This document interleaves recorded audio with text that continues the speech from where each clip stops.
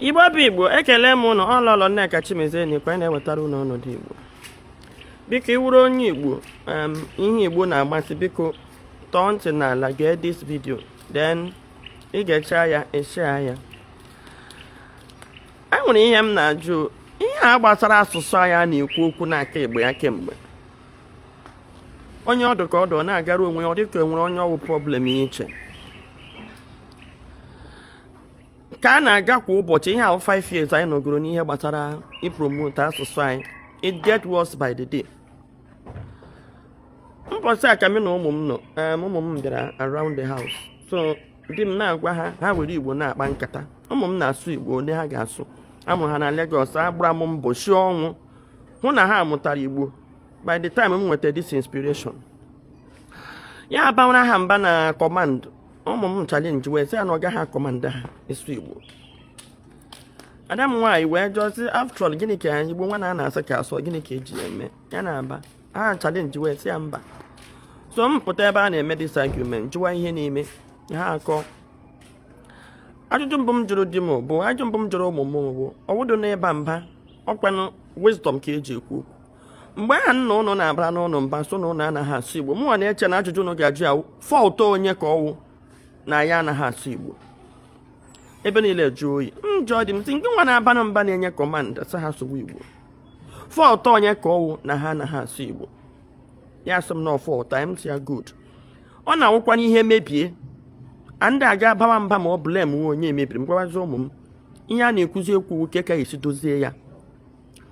And ọ na-adịkwana mma ihe mebie elekọta asa ga-emechirikwa ihe hapụkwa esi ya mebirizie gawa. So mgbe kọwara ụmụ m mkpa asụsụ dị, mgbe gwa ha na ha ma ihe eji achụsisi ndị Igbo na South Africa, na ọtụtụ ndị Igbo awụọla ndị Yoruba anụwa gaa Ogun steeti biri na-asụ asụ, ha nwere ike ichenji aha ha. Gịnị ka ndị Yoruba nwere ike iji mee ha accept? Ha na-asa asụ ha, so ha believe na ha wụ ndị be ha. Language is key and very important. Ọwụ ihe eji eme identification card, word identification card wụ asụsụ gị. So mgbe gwa nwa m nwaanyị uru ọ bara, so anyị kpa dị nkata ha aghọta m si ya na ya nọ na chewe ma ọ blame nwa na nne na nna gị. Ndị m na-agwazi okwu ugbu a na-awụ ụmụ ntorobịa na ụmụ agbọghọbịa topụtelele bido na-amụ nwa. Abịa sị na ha na-anụ mana ha anaghị asụ.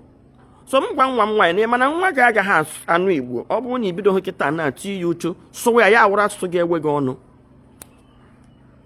Ọtụtụ ndị ụmụaka anyị mụrụ na-anụ ha anaghị asụ, then ịjụọ ha ihe kpata na ha anaghị asụ, ha sịrị na ha agaghị ama asụ ya. Ya wụ gịnị ọtụtụ ndị na-asụ asụsụ a na-amụ ha amụ. Mgbe dị ọkpara m nọ 8 years, m hụ na ọ na-eri ya ọtụtụ ihe ọbụla wee mana ọ na-asụ ya, m jụọ ya wa ya sị na ya amaghị ya atụ, m sị ya mba sụwa ya na develop your own Igbo language version tongue. Ndị ma na-asụsụ ndị Ebonyi steeti, ndị ma na-acha asụsụ ndị Mbaise, ngwa sụọ asụsụ ha ị ga-anụ ya. So m sị ya sụwa ya na so long as ọwụ Igbo sụwa ya like that, nwa m ahụ na-asụ ya. Mị na nwa m ahụ na-akpa nkata, anyị nwere ike iji Igbo kpaga nkata kparuo ya n'isi mana ọ na-ata Igbo ata. M sị onye chọọ ọṅụ ọchị rabiri ya anya, ha chị ata achụ echi ha agaghị achịkwa gị ọchị ọzọ. Mana mgbachi olu m na-agbachi ndị be anyị bụ na sisi ndị a na-amachaghị Igbo asụsụ achụwala ha ọchị, nnabata ha ma kụziere ha n'ọkwa n'ikitikiti bụ ukwu eze. Anyị na-achụsasị onwe anyị hinne, anyị na-agbakasị onwe anyị arụ hinne. Obi ọjọọ nọzi na wa mistri nne.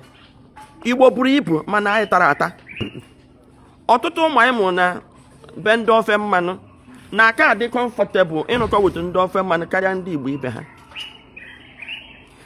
maka na anyị na-adị careless zụọ ụmụ anyị na culture ebe ọbụla ibi.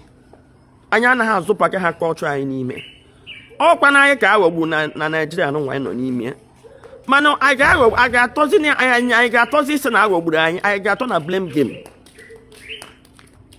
Onye aghọgbukwe na ịma na aghọgbu gị gị ma just. Then onye ọbụla bụ onye Igbo kwesịrị itinye uchu n'ihe gbasara ịkwado asụsụ a. Were ohere a na-akpọ Igbo niile ka anyị gaa ụnụ chimuo up ndị ịwa skuul.